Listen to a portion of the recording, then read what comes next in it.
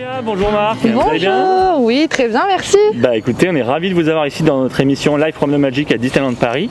On a un peu envie de montrer ce qui se passe d'un point de vue paysager, puisqu'il y a un gros travail de ce qu'on appelle landscaping en anglais, pour transformer un peu, on va dire, ce petit coin de Seine-et-Marne en route 66, en Nouveau-Mexique, Californie, tout ça, etc. Beaucoup d'influences en tout cas sur lesquelles vous allez pouvoir nous parler aujourd'hui. Donc Julia va nous raconter un peu ton rôle justement au sein de DLI et de ce que tu fais ici sur cette attraction. Ça fait 2 ans maintenant que je travaille à DLI, je suis sur le projet Tramtour et du coup je m'occupe de la conception et de la réalisation avec Marc de tout ce qui est aménagement paysager de cette attraction. C'est quoi vos rôles complémentaires sur cette attraction? Alors Julia est dans la cellule Design plus Planning Studio, donc elle réalise les plans, c'est la conceptrice des espaces paysagers. Et Marc est à construction, donc lui il s'occupe plutôt de s'occuper du suivi de chantier, de la réalisation des travaux qui ont été du coup dessinés par moi et de voir que tout se suit bien et que tout se réalise. Notre objectif commun c'est de s'assurer que les travaux sont réalisés en toute sécurité, tout en mettant l'accent sur la qualité. Et on est vraiment très exigeant chez Disney.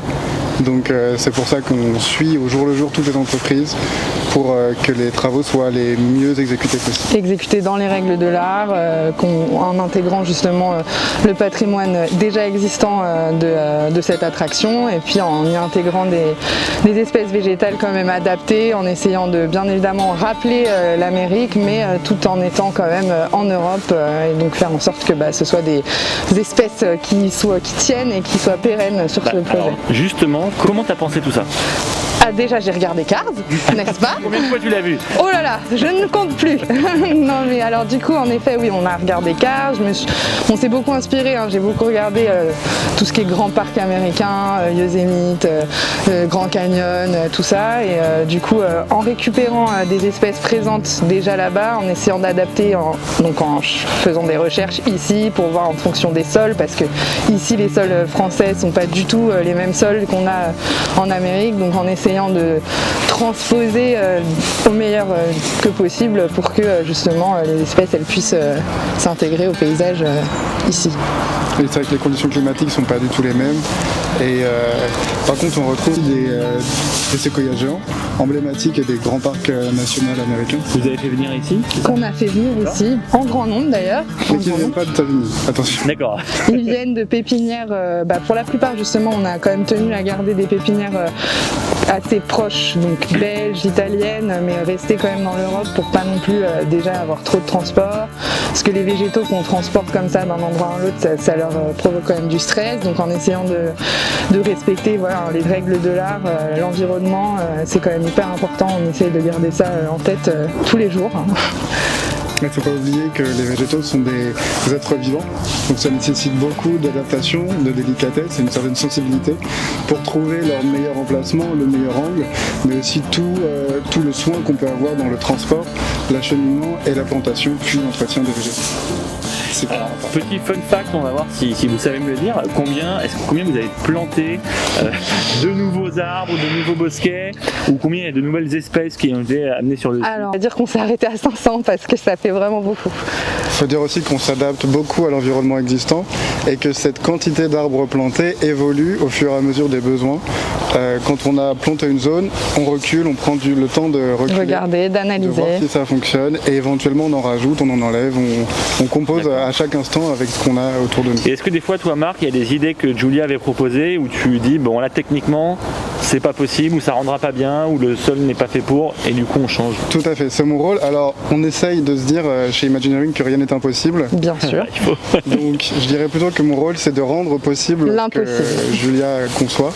Et en effet, j'ai aussi un rôle de conseil au moment des études et pendant le déroulé du chantier, apporter mon conseil technique pour trouver des solutions qui permettront de faire en sorte que tout fonctionne et que nos végétaux, qui sont des êtres vivants, puissent se développer, s'épanouir. Malgré le fait qu'on ne soit pas dans le même service, c'est super important pour moi comme pour Marc, on travaille vraiment ensemble et on essaye de... C'est notre bébé, même si les dessins c'est moi qui les ai faits, sans Marc je pourrais pas, il n'aurait pas vu le jour et du coup c'est vraiment, on prend chaque petit centimètre et on réfléchit à tout ce qui peut se passer, les conséquences, les causes, tout ce qui peut. Et à partir de quand vous commencez ce process? C'est-à-dire que dès qu'on commence à concevoir l'attraction, tu commences tes dessins, ou tu fais ça au bout de quelques mois, quand l'attraction commence déjà à ressembler à quelque chose au niveau des grosses installations? Alors à la base, d'abord ça part d'une inspiration des créatifs, mais ensuite c'est tout au long du projet et de la conception. Moi j'accorde une importance particulière d'aller demander son avis à Marc, qu'est-ce qu'il en pense. Même si j'ai fait un peu de terrain, je considère que sa voix est très importante. Du coup, on se conseille, on va dire, tous les jours en fait. Est-ce qu'il y a des pièces ou certains arbres vraiment dont vous êtes vraiment fiers? C'est quoi le plus grand arbre que vous avez planté ici, par exemple? Alors on va pouvoir aller les voir. On a 3 très grands sujets, dont un qui dépasse les 14 mètres et qui a nécessité un transport exceptionnel. Vous nous montrez? Allez, c'est parti. Allez, après vous. Alors voilà. Donc là, il y a quoi?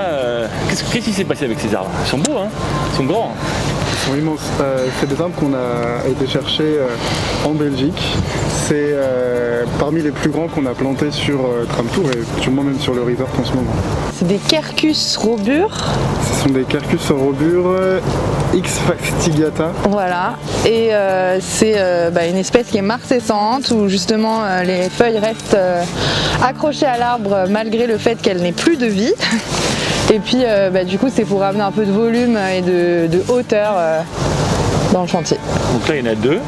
Ouais. Vous avez planté également 2 aussi grands arbres. On a également planté ce Metasequoia. Ah oui. Qui est pareil, assez énorme. On a utilisé des haubans pour les maintenir parce qu'avec une telle hauteur, la prise au vent elle est conséquente. Et puis la manutention derrière ça, pour creuser une fosse d'un arbre comme celui-là, c'est 4 mètres par 4 mètres. Et du coup tout autour, ça va être quoi? Du gazon? Ça va être une prairie je pense. Il faut savoir qu'ici on est en retrait par rapport à l'espace vu par nos guests. Puisque encore devant on a une rangée d'arbres qui vont venir fermer la zone. D'accord. Un peu comme ce qui a déjà été fait de l'autre côté, mais du coup c'est surtout l'idée que ça ressorte et que... Il y a plusieurs niveaux de relief. En fait on a l'impression qu'ils ont toujours été là et qu'ils sont intégrés au paysage complètement. C'était un peu le but justement. Alors on est ici vers le milieu du parcours. Est-ce que vous pouvez nous parler un peu des challenges que vous avez rencontrés sur ce chantier de façon générale? Alors déjà le premier challenge, on va dire le plus gros, c'est de trouver des espèces adaptées au site qui quand même rappellent l'univers de Cars, de la route 66, de l'Amérique, mais qui ont une essence française. Oui, qui sont adaptés à nos conditions. Et on est censé s'adapter pour composer avec toutes ces dimensions naturelles. Ces aléas. Et ça ne nous facilite pas toujours la tâche. Quand on commande un arbre comme celui-là, il y a tout un travail préalable en pépinière où il faut arracher la motte, mais dans les règles de l'art. Ensuite, il faut la mettre dans conteneur ou bien en mode grillagé. Sachant que tous les arbres qu'on voit sur le chantier ont été choisis par nos soins, un par un, dans les pépinières. Vous pouvez nous parler peut-être un peu plus toutes les différentes espèces, enfin pas toutes parce qu'il y en a beaucoup, mais quelques-unes des différentes espèces que vous avez choisies et pourquoi sur cette expérience? Et bien alors ici par exemple on a choisi d'intégrer des Picea pugens. On peut voir que en fait ils ont cette particularité d'être bleus pour amener un peu une nouvelle ambiance dans la zone. C'est vrai que ça change un peu d'un sapin vert, donc on marque l'entrée dans une nouvelle scène. En français c'est un Picea du Colorado, donc on reste toujours dans l'influence américaine.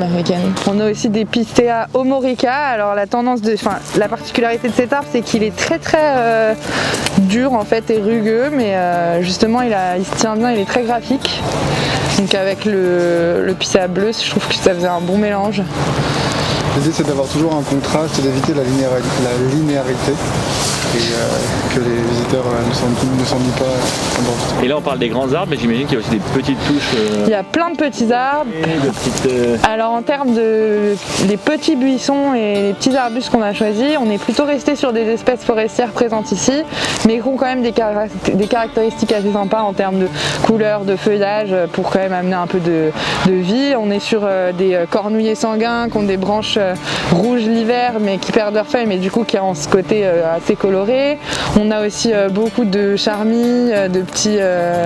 tout ce qui est un peu de hêtre aussi. Des hêtres, des érables champêtres, enfin tout ce qui... En fait on a fait un gros travail de lecture de ce qui est présent ici pour ensuite aussi l'intégrer dans notre aménagement. On a aussi des arbres persistants, hein, comme on peut voir un peu partout, mais c'est des espèces qui se tiennent très très bien ici. Tu disais que tout est pensé et dessiné et c'est pas fait au hasard. Ah, rien n'est fait au hasard. Encore une fois, chaque arbre, on a choisi chaque arbre en pépinière. Chaque arbre planté à un endroit a un rôle à jouer en termes de décor, mais aussi en termes d'utilité. J'entends par cacher quelque chose, ou bien attirer le regard à certains endroits, ou bien justement accompagner pour ensuite donner la lumière aux scènes.